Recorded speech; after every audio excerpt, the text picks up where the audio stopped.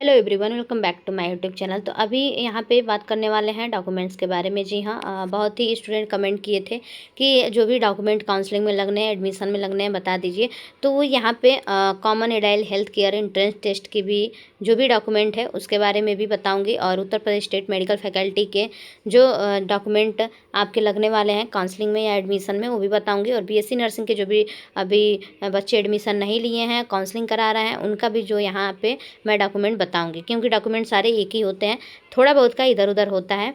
Admit card से लेके जिसका जो है कि मेरिट बेस पे है वो एडमिट कार्ड नहीं लेके जाएगा, बाकी जिसका पेपर हुआ, एग्ज़ाम हुआ, एंट्रेंस एग्ज़ाम हुआ है, वो मेरिट जो है कि वो एडमिट कार्ड लेके जाता है। बस इसी का जो है कि अंतर होता है, बाकी सारा डॉक्यूमेंट एक ही होते हैं। तो मैं यहाँ पे ओवरऑल डॉक्यूमेंट की बात कर रही हूँ, आपको क्या क्या एडमिशन के लिए लेके जाना है, और इसमें से जो है कि काउंसलिंग में भी आपको जो है कि काम आएगा। तो चैनल पे नए हैं तो चैनल को सब्सक्राइब कर लीजिए, बेल आइकन को प्रेस कर लीजिए, ताकि आपको हर एक इन्फॉर्मेशन मिले। और कोई भी डाउट हो तो मैं स्टार्टिंग से बोलती हूँ, कोई भी डाउट हो कमेंट बॉक्स में कमेंट कीजिएगा, मुझे जैसे ही टाइम मिलेगा मैं ज़रूर से रिप्लाई करूँगी।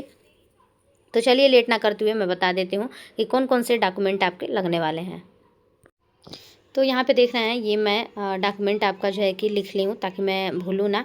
और जो है कि यही डॉक्यूमेंट आपके BSc नर्सिंग के एग्ज़ाम में भी लगेंगे, सॉरी BSc नर्सिंग के एडमिशन में भी लगेंगे, और जो भी पैरामेडिकल के बैचलर कोर्स हैं उसमें भी लगेंगे, डिप्लोमा कोर्स में भी लगेंगे, सब में यही डॉक्यूमेंट आपके लगने वाले हैं। ठीक, तो यहाँ पे देखिए, सबसे पहले मैं 10th के मार्कशीट की बात करूँगी। तो यहाँ पे जो है कि 10th का मार्कशीट आपके पास जो है कि होना चाहिए। ठीक, 10th का मार्कशीट आपके पास होना चाहिए, यहाँ पे देख रहे हैं। उसके बाद 12th का भी मार्कशीट होना चाहिए।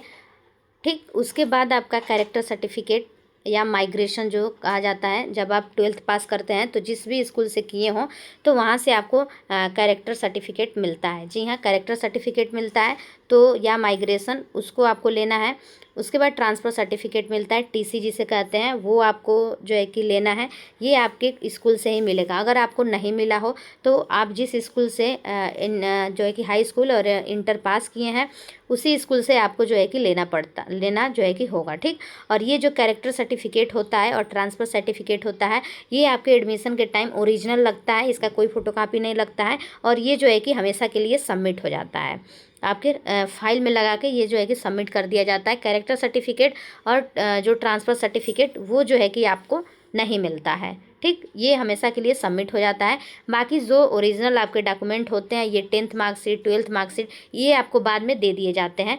किसी किसी कॉलेज में ऐसा होता है कि नहीं सबमिट होता है ओरिजिनल डॉक्यूमेंट, और किसी किसी कॉलेज में सबमिट होता है, आपको 6 महीने बाद, 1 सेमेस्टर बाद आपको जो है कि लौटा दिया जाता है।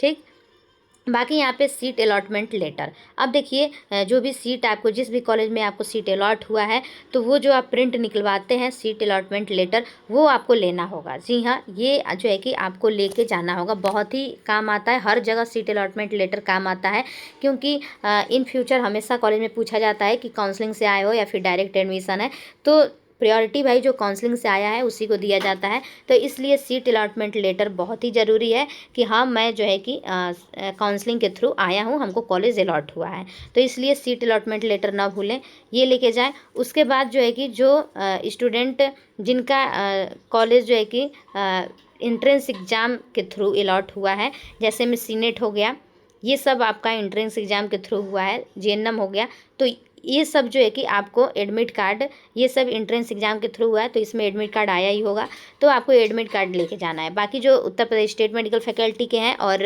जो है कि कॉमन एडाइल हेल्थ केयर बैचलर्स कोर्स के हैं, उनको एडमिट कार्ड तो नहीं मिला होगा, क्योंकि उनका मेरिट बेस पे हो रहा है, तो वो एडमिट कार्ड नहीं लेके जाएंगे। बाकी एडमिट कार्ड यहाँ पे लेके जाना है आपको, क्योंकि एडमिट कार्ड का भी बहुत ही काम होता है। जब भी आप स्कॉलरशिप फॉर्म फिलअप करते हैं या फिर कभी भी इन फ्यूचर आपको कॉलेज में मांगा जाता है तो आपको देना पड़ता है, तो एडमिट कार्ड भी आपको संभाल के रखना है और लेके जाना है।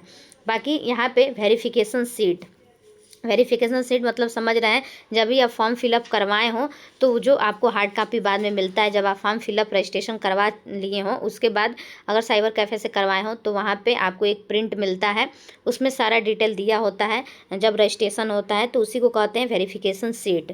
ठीक, तो उसको भी आपको लेके जाना है। बाकी आप खुद फिलअप किए हो तो खुद निकाल के जो है कि प्रिंट करा लीजिएगा, वो आपको जो है कि लेके जाना है। पासपोर्ट साइज़ फ़ोटो भी आपको लेके जाना है, 10-12 फ़ोटो हो तो सही है, क्योंकि हर जगह जो है कि लगता है। ओके, अब देखिए नेक्स्ट है आपका photo ID proof. Photo ID proof में आपका आधार कार्ड, वेरी वेरी इंपॉर्टेंट, आधार कार्ड तो होना ही चाहिए, उसके बाद पैन कार्ड भी होगा तो चलेगा। Aadhaar card, PAN card, ID proof में आपका होना चाहिए। नेक्स्ट है आपका कास्ट सर्टिफिकेट। ठीक, कास्ट सर्टिफिकेट आपका जो है कि होना चाहिए।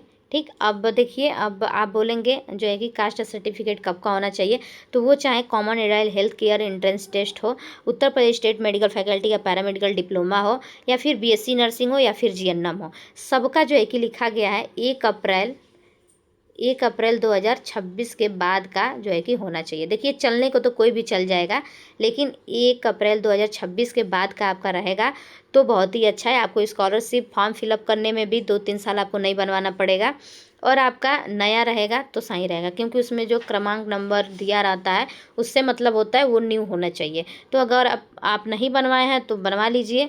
ठीक, जल्दी अगर आप बोल देंगे तो जल्दी भी बन जाता है, 1 हफ्ते टाइम भी लगता है, बाकी 2-3 दिन में भी बन जाता है। जिसका थोड़ा पहचान हो तो जल्दी जो है कि बन जाता है। तो आपको 1 अप्रैल के बाद का ही यूज़ करना है। यूज़ तो कोई भी हो जाएगा, लेकिन 1 अप्रैल के बाद का हो तो ज़्यादा सही है। और हम जो इन्फॉर्मेशन बुलेटिन है उसमें दिया भी हुआ है कि जो कास्ट सर्टिफिकेट है और इनकम सर्टिफिकेट है और डोमिसाइल सर्टिफिकेट है, ये आपका 1 अप्रैल 2026 के बाद का ही होना चाहिए। ठीक, बाकी कास्ट सर्टिफिकेट बनवा लीजिएगा, डोमिसाइल सर्टिफिकेट। ठीक, तो आपको जो है कि चाहिए जो निवास प्रमाण पत्र होता है, ये जाति प्रमाण पत्र, डोमिसाइल सर्टिफिकेट मतलब निवास प्रमाण पत्र, और इनकम सर्टिफिकेट समझ ही रहे हैं, आय प्रमाण पत्र। तो इनकम सर्टिफिकेट कब पहले ऐसा होता था, अब जो है कि स्टूडेंट के नाम से बनता था, लेकिन अभी इनकम सर्टिफिकेट आप जो है कि फादर्स के नाम से बन रहा है। और जो इनकम सर्टिफिकेट है वो मैं बता दूं कि 2.5 लाख से ऊपर का आपका नहीं होना चाहिए। अगर आप 3 लाख, 4 लाख, 5 लाख का इनकम सर्टिफिकेट बनवा रहे हैं तो आपकी स्कॉलरशिप नहीं आएगी। जी हाँ, इतने का अगर आप बनवाते हैं तो आपकी स्कॉलरशिप नहीं आएगी। 2.5 लाख से कम का होना चाहिए।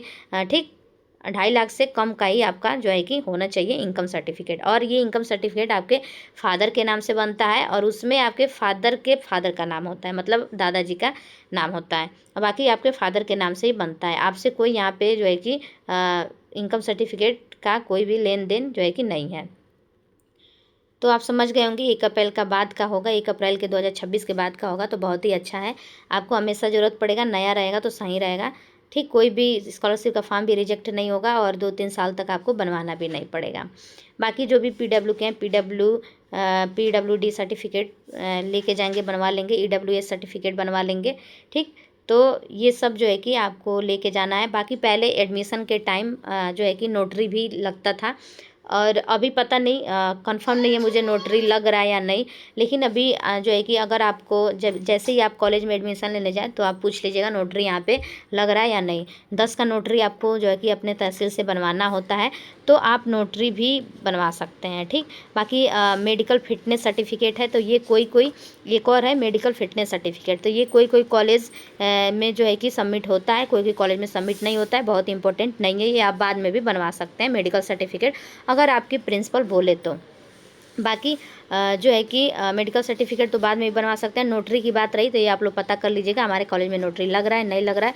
बाकी नोटरी लगेगा तो आपका 1-2 घंटे में नोटरी बन जाता है, कोई दिक्कत की बात नहीं है। तो ये इतने जो हैं ये आपके इम्पोर्टेंट जो है कि डॉक्यूमेंट्स है, ये काउंसलिंग में भी काम आएंगे, और आपको जो है कि पेपर के आपके एडमिशन के टाइम, सॉरी पेपर कह रही हूँ, एडमिशन के टाइम आपको जो है कि लेके जाना है। तो ये था आपका ओवरऑल डॉक्यूमेंट। और कोई भी कन्फ्यूजन हो तो कमेंट बॉक्स में ज़रूर कमेंट कीजिएगा। फिर मिलते हैं एक नए वीडियो के साथ, तब तक के लिए थैंक यू सो मच।